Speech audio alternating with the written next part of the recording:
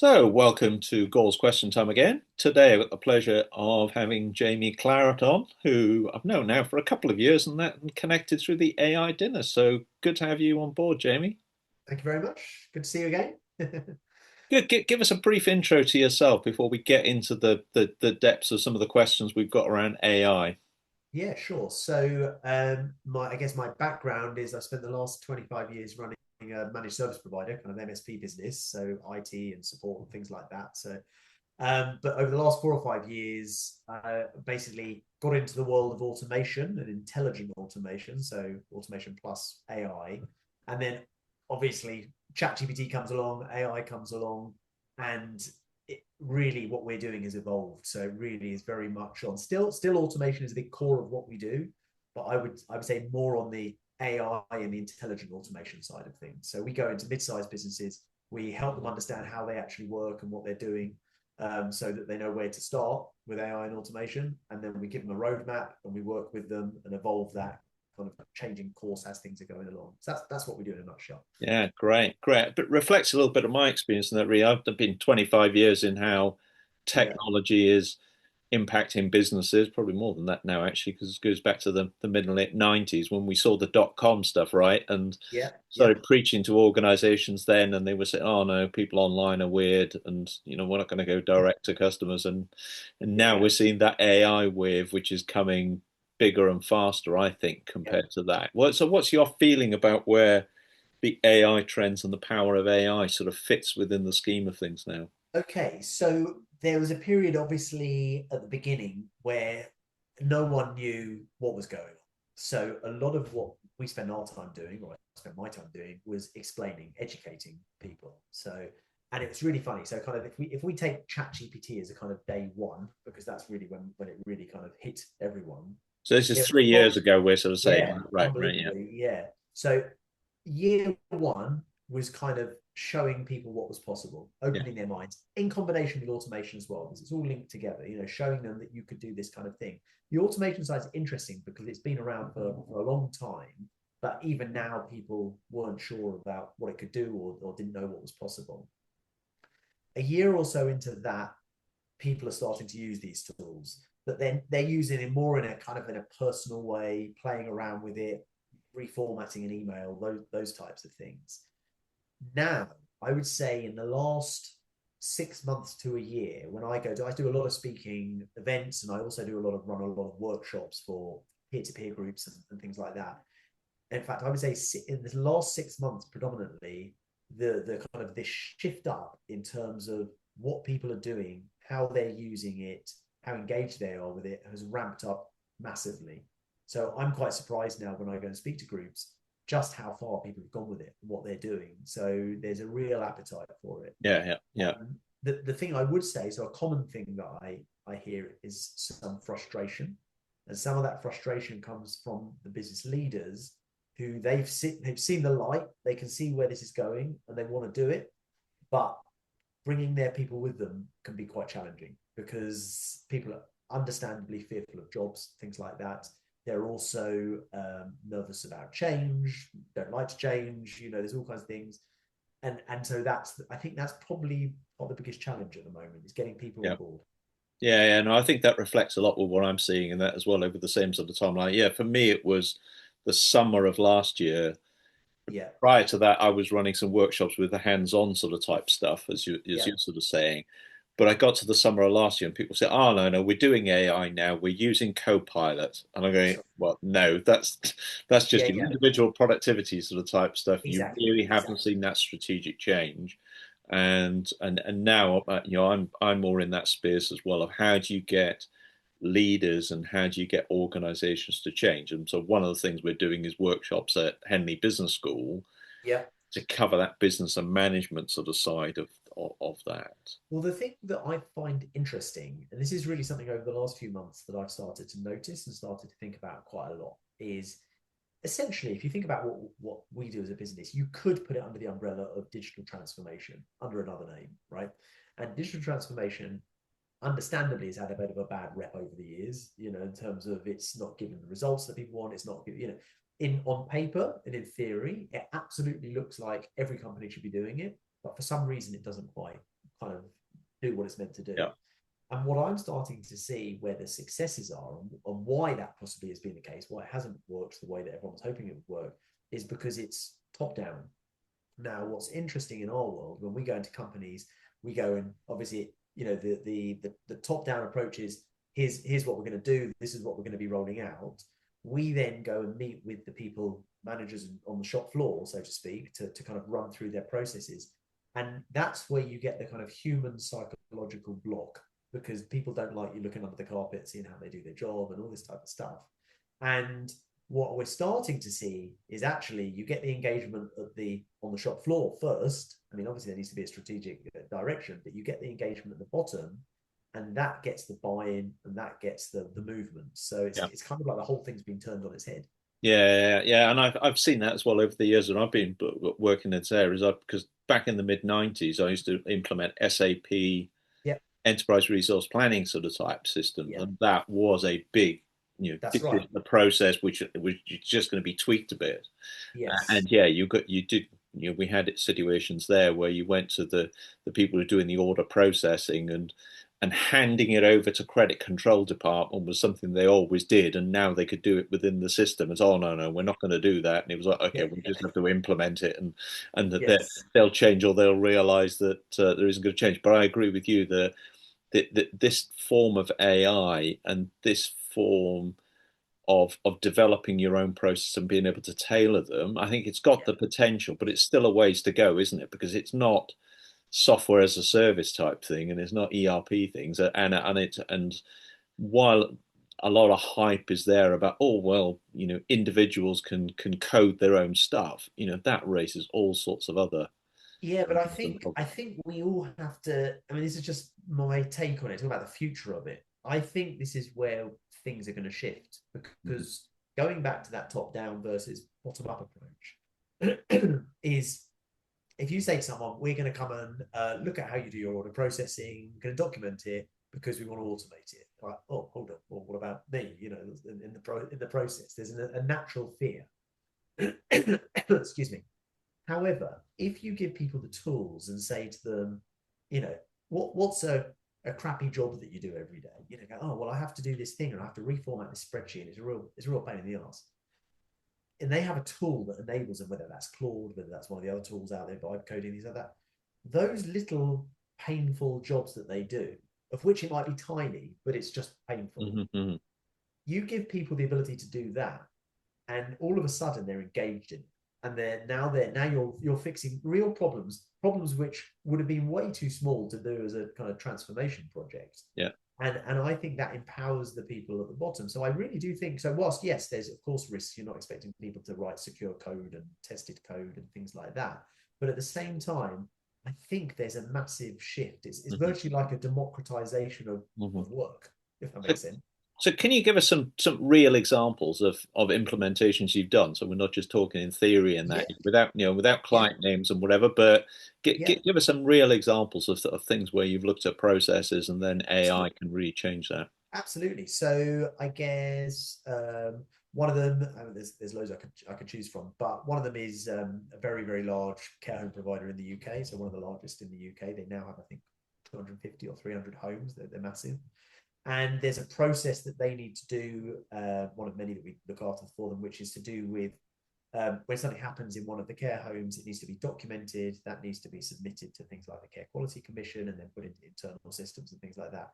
And there are teams of people who are having to type this stuff out and manually do this. So relatively straightforward in terms of the concept, which is taking these documents, which are standard CQC documents, using AI to read and understand those documents, take that data, put it into the relevant places that it needs to go.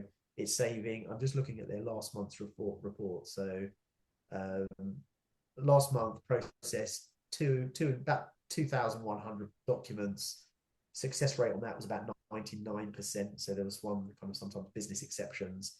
And we estimate, based on the amount of time we know it takes, but these are like 12, 20-page documents that need to be filled out and copied out. Somewhere between 230 and 300 hours a month saved on that. Mm-hmm. That is to us, that is a good process. It's very repeatable. It's very kind of arduous. There's lots more around that. It's fresh in my mind because I had a meeting about it this morning. Yeah. But like the before that happens and the after that happens, there's so much else that could be automated as part of that. But just think about that. That's a lot of hours, you Yeah, know, yeah. That's and quite it's quite an internal operation type process. yeah, That yeah, one, yeah, for yeah. example, right? Yeah, yeah, yeah, Exactly. So that's one example. Another example would be a manufacturing. We do quite a lot of work with manufacturing and construction companies. So one of their examples is to do again pretty mundane invoice processing. So they've got expenses and they also have purchase invoice processing, which needs to be matched up to POs and things like that. So we mapped out that whole process, used automation using AI again to read documents and understand documents and things like that. So another example of that is we pretty much get 100% success rate on that every month. Processed about just under 1,000 documents last month, saving somewhere between 40 to 60 hours, 65 hours a month in terms of time. So not that sexy, but no, it's no, no, real. no, no. So, those are good use cases where AI is good at taking structured, semi-structured, unstructured data Yeah. and being able to review them. In cases like that, though, are you seeing that the zeros and the accounting people and the SAP people are now just going to say, well, okay, we'll just put that as part of the package, and why do we need Jamie and sort of stuff like that? Where do you Yeah. think we are in those types of implementations? So Because I think that is happening, definitely. They are building some of that out. But interestingly, some of the companies that we do the work for, we know they know that the ERP system, for example, is doing it. But the ERP system is generally so clunky, they don't want us to use their part to do it because they don't like it. I mean, SAP's another, we do quite a lot of work with SAP. We do a lot of stuff to do with SAP, which possibly SAP could do, but they don't like the interface.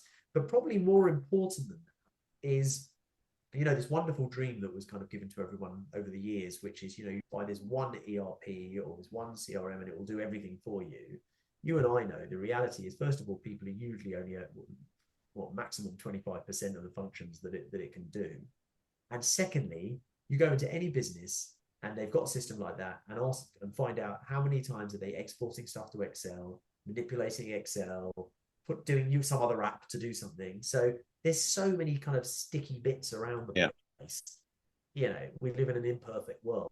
And that's actually where one of the things that we do comes in, which is called Workmap, which is where we go into organizations and we effectively map how their work is happening. And that in itself can be an eye opener because, Mr. Boss sometimes thinks that everyone's using this SAP, for example, but it turns out there's about 20 other applications that no one really knows they're using right. to do some functions that they do. Yeah, yeah. So those are two good examples of, I guess, sort of internal process, which I think is a great place for organizations to start using and trying Yeah. some of these things. Yeah. Have you got examples where they're exposing their business suppliers or customers, even, which is the ones which you do, or the AI will answer the phone for you and take the order and be the interaction to the customer? Are you seeing examples of those now where it's In our world, viable? not really in our world from a like telephone point of view. It's not Yeah, really our kind of lane of what we deal yeah, with. I've heard anecdotes of people that are using it. So I've read and seen lots of social media hype about it in terms of that happening. I've got a friend of mine who runs a business and an IT type business, and first line is kind of, or triage is now an automated AI voice thing. I said, what's it like? He said, it's absolutely amazing. He said, the problem is the customers aren't ready for it yet, yeah, which I think is quite yeah, interesting. yeah, It's kind of too perfect at the moment. yeah, And it kind of starts to do its own thing as well, starts to try and actually fix the problem as well, rather than just triaging. yeah, yeah, Um, yeah, so there's that. I guess the closest we get to that is a client where um, there's things like Indeed and Glassdoor where employees and stuff can comment, a bit like a social media kind of thing. And it's a pretty large organization. And so what the automation of the AI does is goes on, looks at what people have commented, suggests a response internally, and then they can okay that or they can tweak it, and then it goes off and posts it to okay, it's yeah, constantly learning and improving on that. That's probably the closest yeah, that we get to it. yeah, yeah. Okay, yeah, yeah. I guess an example that I've done, and we've done it in the investment sort of space because I'm a founding member of an angel investment group.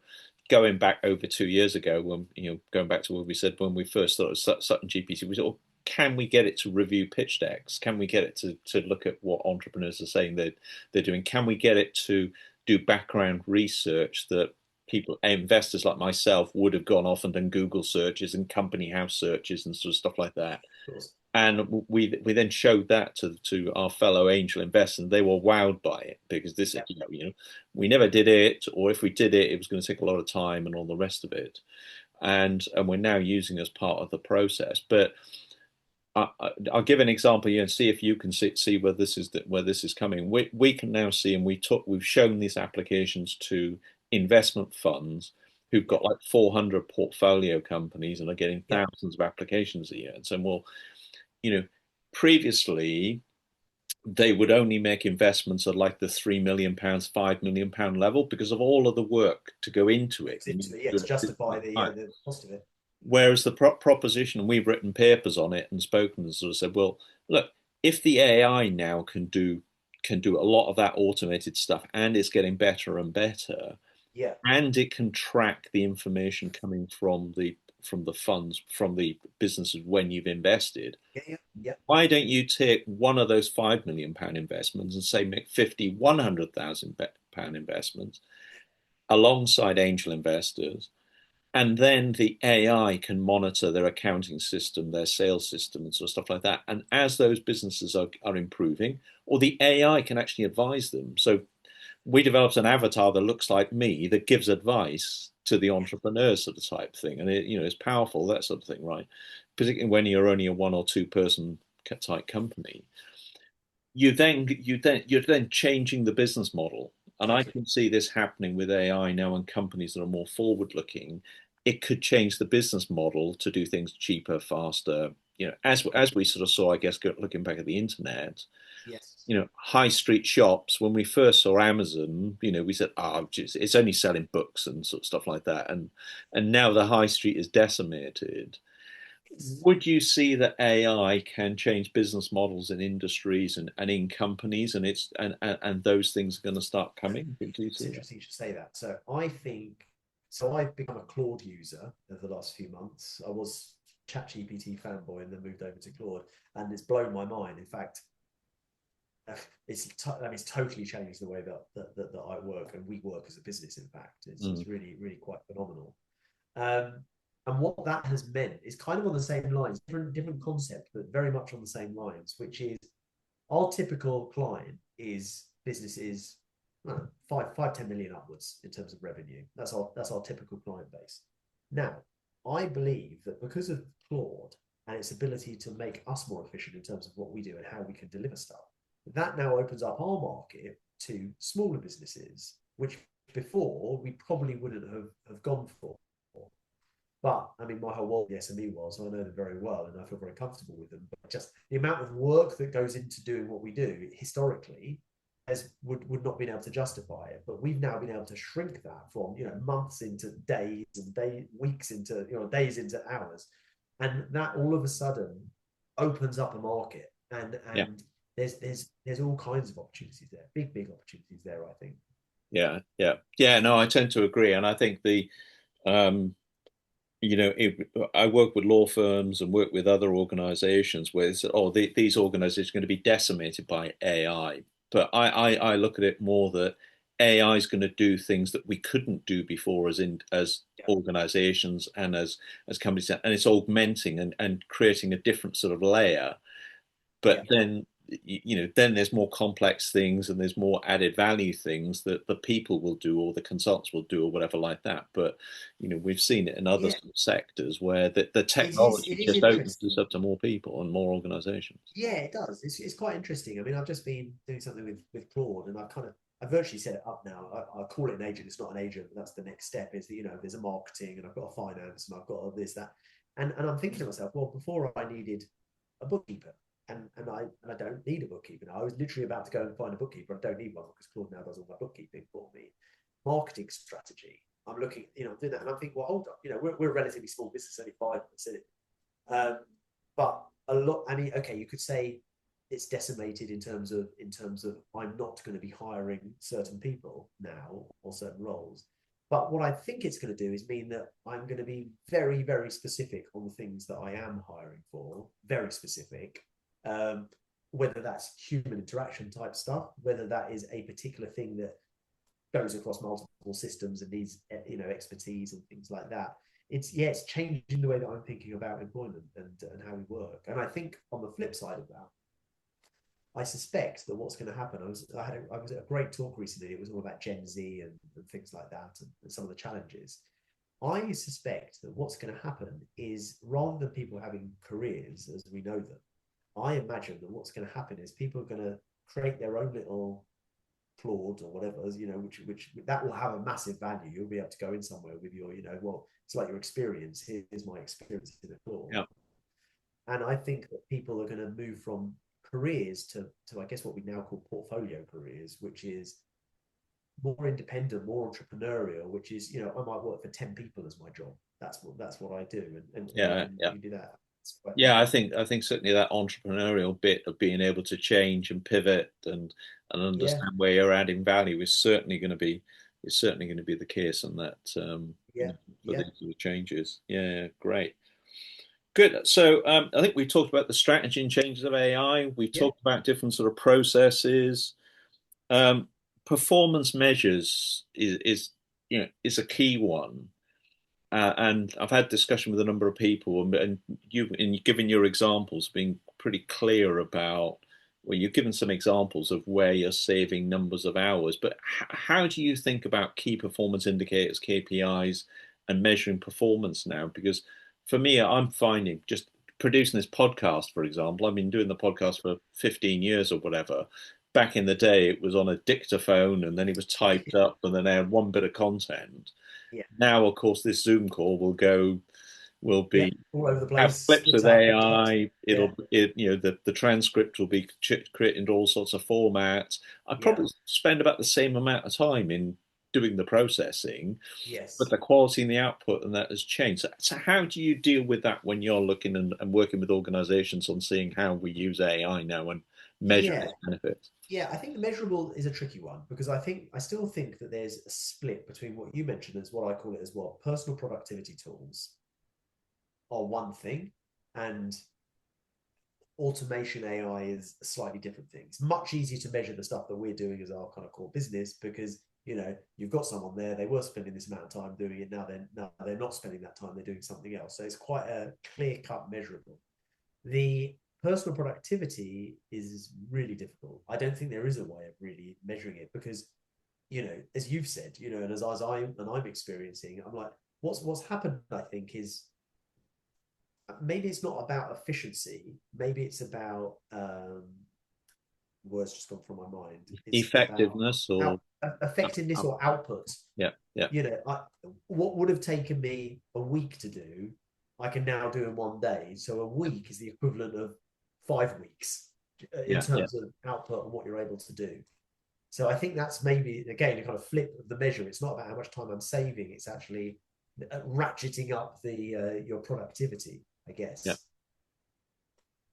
Yeah, yeah, yeah, yeah. No, I think that is a challenge for organizations then to get their heads around it, right? Because Yeah. they're giving these tools to people, and the Yeah. individual productivity How do they is measure the supposedly going up, but how do they sort of want to measure it? And they do want to try and measure it, but that output and that yeah. quality is going up, and then if you're not doing it, then your competitor's doing it, and you get a better output and that from your competitor. You're going to lose those. So there's a lot of that, I think, happening without Yeah, going I into. think it's something that's going to work out over time. Yeah, I think it's going to be worked out over time. And also I think you might start to see that some of these bigger applications, SAP or Salesforce or whatever they're, to a certain extent, they start to become the bottleneck yeah, because your people are more productive, but they can only go as fast as the system that they're working kind of within. Do you know what I mean? yeah, yeah, There's yeah. maybe that becomes the bottleneck. Yeah, yeah.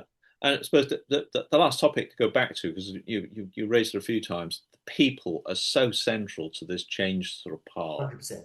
So how are you seeing effective ways of engaging the senior teams, Yeah. the people within the organization to manage and support that transition? Yeah, definitely. This is the bits that surprised me. So the last 4 or 5 years, I didn't think that the people were going to be the challenge. I thought it was going to be the technology that was going to be the challenge, and I totally changed my attitude now. So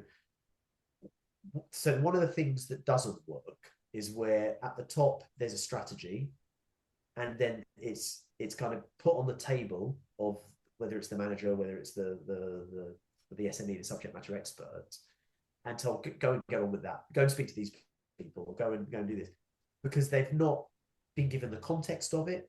They don't understand. They're, as I said, they're worried, they're fearful, all these kind of things. And what we've seen many times is what we would term as blockers. So these are people who are, they're busy. I get it. Of course they're busy. But so this other stuff is less of a priority. They're fearful of the boss looking over their shoulder. So that they put a blocker on that. So I think that's one of the worst things that can happen. Mm-hmm, mm-hmm.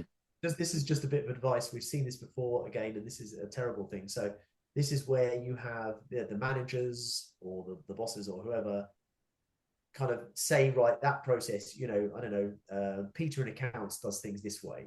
So we're going to do a Teams call with Peter to show us how he does the accounts, for example. And then all of the managers join the call and say, this is how you do it, isn't it, Peter? And then Peter's already worried, and that's Right. not how Peter does it at all. And so you get all of this. So this is why I really do believe that it is kind of, I can't think of a better word, democratization. You really have to kind of open it up to people. And it's really surprising. You do that, people buy into it, they get excited by it, they bring people with them. It seems a much better way of doing it, which I think is frightening for companies that don't like to run that way. Yeah. And you've got That's to a bit of a engage threat people, as and you've well. got to train them. You've got to give them experience in using AI, right? Because I think Yeah. otherwise, we see this in a lot of cases, and we'll review the process, but if you don't have an understanding of what these tools can now do, Yes. you've got the Yeah. bit of sort of innovator's dilemma sort of type stuff. You can't innovate Yeah. unless you've got some idea of what the potential on that is. But Yeah. But I think the tools now, the vibe coding tools, things like that, that is now enabling very quick prototyping or proof of concept. That then enables the people to see kind of what we as technical people can see in our minds. yeah, They go, okay, oh no, I can see how that could help me, or that could, yeah. that becomes a very powerful tool. Yeah. No, fantastic, Jamie. That's been a great run through, great understanding Thank from you. your experience and all that as well. So really appreciate your time, and That's all right. we'll share your details, and people can get in touch if they want to experience some of these transformations. Thank you.